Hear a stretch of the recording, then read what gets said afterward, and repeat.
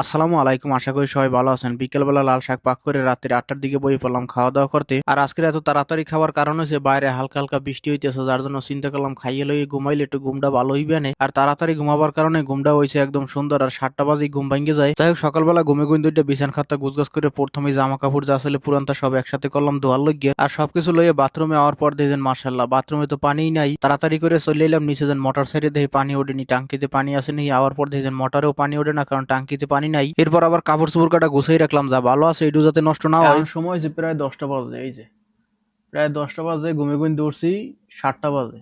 চিন্তা ভাবনা করছি আজকের প্রচুর কাজ করতে হইবে, যত কাজ বাহি আছে, যেমন কাপড় চোপড় কালকের ধুইতে পারি না, পিছনে পড়ে রয়েছে, কাপড় চোপড় ধুইতে হইবে। এরপরে পানি আনতে হইবে, পানি নাই একটাও, খাবার পানিও নাই আর ফিল্টারের পানিও নাই, সব আনতে হইবে।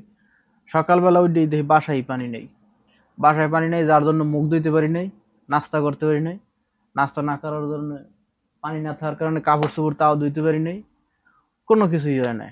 মাইনি একটা জিনিসের লাগিয়ে কোনো কিছু হয় না। খাবার পানিটাও অন্তত পক্ষে আনতে হইবে, কারণ খাবার পানির নিচে বাকালা প্যান্ট পরিয়া কোনো রকমের চলে যাই, যাইয়া খাবার পানিটা লইয়া আহি। আর জামা কাপড় যেমনি আছে এমনি আদুয়াই কিনতে হইবে। কালকের দুই নাই কিনলে গিয়া কালকের এক তো প্রচুর পরিমাণে ভিড় থাকে, শনি শুক্রবার দিন আমরা দোতলার ভিতরে মনে করেন যে